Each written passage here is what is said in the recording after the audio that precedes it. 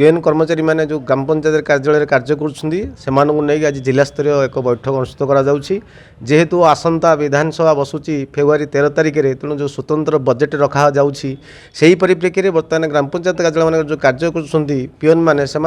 जहाँ पंचायत पाँच आभ्यंतरण आयर OSR own source of revenue तद्बाद एडिशनल सपोर्ट मनी 1000 टका लाखा गवर्नमेंट देती जोटा कि ओजीपी एक्ट 125 किंतु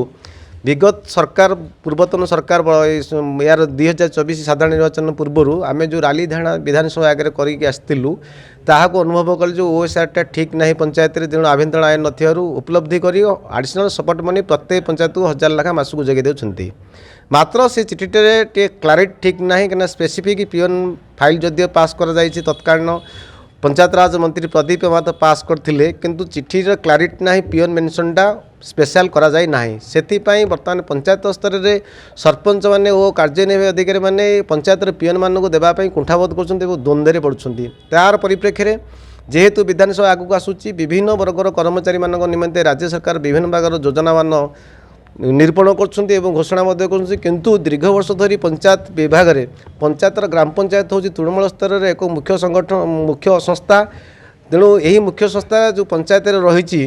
ग्राम पंचायत तार जो आदिवासी मैंने बर्तमान पंचायत हूँ मिनी सचिवालय विभिन्न जनसाधारण समस्त कार्यटा विभिन्न सरकार जो रही 33 गोटी विभाग से 33 विभाग कार्य डेभलपमेंट वर्क सब पंचायत मध्यम ही कार्य कर तन्मध्य जेहेतु पंचायत दिन दिन कार्यभार यथेष वृद्धि पाई तेणु पंचायत चतुर्थ श्रेणी कर्मचारी पीएनटी निहाती आवश्यकता जरूरी हो पड़ी जोटा गुरुत्वपूर्ण अटे तेणु पंचायत 10टार खोला रखा ठारू संध्या पर्यंत जावतीय कार्य बर्तमान पंचायत लोक जो अभियोग शुणी अफसर मैंने नथिले पंचायत में पंचायत पीएनटी रखिपारुछि किंतु आशा देखूँ अंगनवाड़ी देखूँ प्राचिका देखूँ सहायिका देखूँ आपंकर अंगनवाड़ी देखूँ विभिन्न प्रकार रहिले जो पंचायत जो चाकरी कर लोकाल एरिया अंचल किंतु पंचायत जो पीएनटी रही सरकार सरकारी भुक्त नुहे किंतु एटा एडिशनल सपोर्ट गोटे कंटीजेंट फंड देते यहाँ कौन दया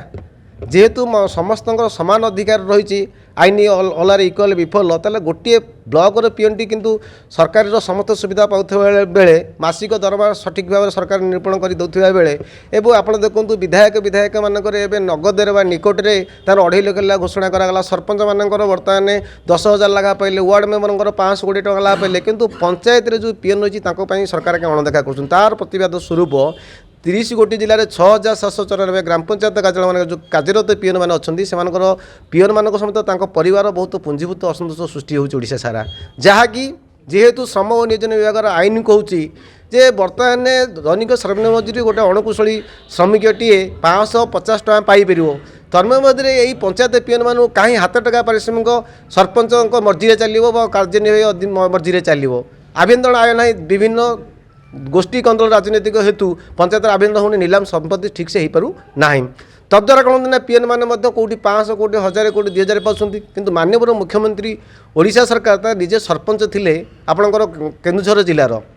आपड़ देखूँ मुख्यमंत्री निज पंचायत सरपंच थे तदूर आज मुख्यमंत्री हिंदू ओडिशा सरकार विभिन्न प्रकार जनशुणी कर ग्रीवांस बारंबार देलु किंतु तद्वर कार्यानुष्ठान कौन नहीं तेणु से ही पंजीभूत असंतोष सृष्टि होती कहीं आम 10 गोटी दाबी सरकार निकट में आपण जरिया माननीय मुख्यमंत्री पंचायत राज मंत्री प्रमुख शासन सचिव पंचायत राज विभाग निर्देशक पंचायत राज विभाग एवं आपणकर मुख्य शासन सचिव ओडिशा सरकार आईन मंत्री एवं माननीय श्रम नियोजन विभाग मंत्री की आम आपण जरिया प्रश्न करुँ कि आम कौन हलु साबतोपयोगी पंचायत पीएन मैंने कारण गोटे पीएन जिलापाल ऑफिस कार्यालय सी केते टका मासिक दरमा बजी सरकार अनुदान पाउची केते आपण प्रश्न आम आपण माध्यम पचारछु सरकार को एवं ब्लॉक गोटे पीएन केते बजी ताले तृणमूल स्तर में पंचायत हूँ मिनी सचिवालय तृणमूल स्तर जो रही पूर्वतन माननीय मुख्यमंत्री विजु पट्टनायक कहते मिनी सचिवालयटा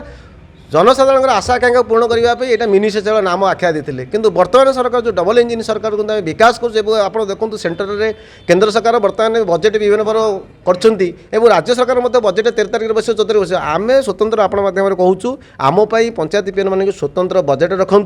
जो शासन प्रशासन जो स्थाणु पलटि जाती जो नीरव दृष्टा से पंचायत पीएन मान प्रति ताको अणदेखा नक सकारात्मक मन आणतु एवं प्रत्येक पंचायतर पीएन मान प्रति सर्वनिम्न मजूरी जहाँ रही ଆପଣମାନଙ୍କୁ 18,000 କମ୍ ହେବ ନାହିଁ ତ ଡାଇରେକ୍ଟ ସିଧାସଳଖ ଭାବରେ ସରକାରୀ ନୂତନ ପଦବୀ 6,794 ଗୋଟିଏ ଗୋଟିଏ ପିଅନ ପଦବୀ ସୃଷ୍ଟି କରନ୍ତୁ, ଯାହାଦ୍ୱାରା କି ପ୍ରତ୍ୟେକ ପଞ୍ଚାୟତରେ ପିଅନ ମାନେ ସେବା ପ୍ରଦାନ କରିବାରେ ନିଶ୍ଚିତ ଭାବରେ ସଫଳ ହେବ ରାଜ୍ୟ ସରକାର ବିଭିନ୍ନ ଯୋଜନାମାନ। ଅତି ଦୁଃଖର ବିଷୟ, ଆଜି ପର୍ଯ୍ୟନ୍ତ ଆମର ଯେତେ ପିଅନ ଅଛନ୍ତି ତାଙ୍କ ମଜୁରୀ ପାଉନାହାନ୍ତି। ସରକାରଙ୍କର ଯେଉଁ ମଜୁରୀ ଏବେ ହେଇଛି 550 ଟଙ୍କା ଦୈନିକ, କିନ୍ତୁ ଅତି ଦୁଃଖର ବିଷୟ ଆମକୁ ମଜୁରୀ ଦିଆଯାଉ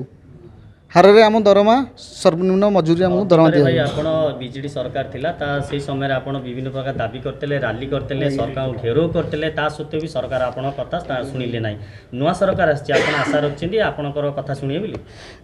ଯେହେତୁ ମୁଖ୍ୟମନ୍ତ୍ରୀ ଆମର ସରପଞ୍ଚ ଥିଲେ, ସେ ଜାଣିଛନ୍ତି ପଞ୍ଚାୟତର କେତେ ଆୟ ଅଛି କ'ଣ ଅଛି ସବୁ ଜାଣିଛନ୍ତି, କିନ୍ତୁ ଆମକୁ ତାଙ୍କୁ ବହୁତ ଥର ଗୁହାରିଆ କରିଛୁ। ଆଗରୁ ଆମ ପାଇଁ ବି ସେ ମଧ୍ୟ ଉଠାଇଥିଲେ, ବିଧାନସଭାରେ ପ୍ରଶ୍ନ କରିଥିଲେ। ଆମେ ଆଶା ରଖିଛୁ ମୁଖ୍ୟମନ୍ତ୍ରୀ ଆମ ଦୁଃଖ ବୁଝିବେ। ଗରିବଙ୍କ ମୁଖ୍ୟମନ୍ତ୍ରୀ ଯେହେତୁ ଆମର ସିଏ ଯାଉଛନ୍ତି ବିଲକୁ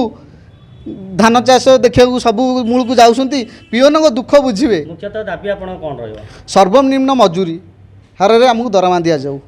ସରକାର ଯଦି ଆପଣ ଯେମିତି କହିଲେ ବିରୋଧୀ ଦଳର ଥିଲାବେଳେ ସରକାରଙ୍କ ବିରୋଧରେ ସମସ୍ତେ କୁହନ୍ତି, ସରକାରକୁ ଆସିଗଲା ପରେ ଅତୀତ କଥା ଭୁଲି ଯାଆନ୍ତି। ନୂଆ ସରକାର ଭୁଲିଯିବେନି ତ ଆପଣଙ୍କ କଥା? ନାଇଁ, ସରକାର ଭୁଲିବେ ନାହିଁ, ଆମର ଆଶା ବିଶ୍ୱାସ ରହିଛି। ନୂଆ ସରକାର ଆମ ଦୁଃଖ ବୁଝିବେ। ଯେହେତୁ ସିଏ ସରପଞ୍ଚ ଥିଲେ, ତାଙ୍କ ଦୟାରୁ ଆମେ ପିଅନମାନେ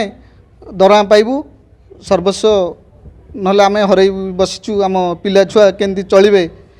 ଆମ ଦୁଃଖ ସେ ବୁଝିବେ। ଧନ୍ୟବାଦ।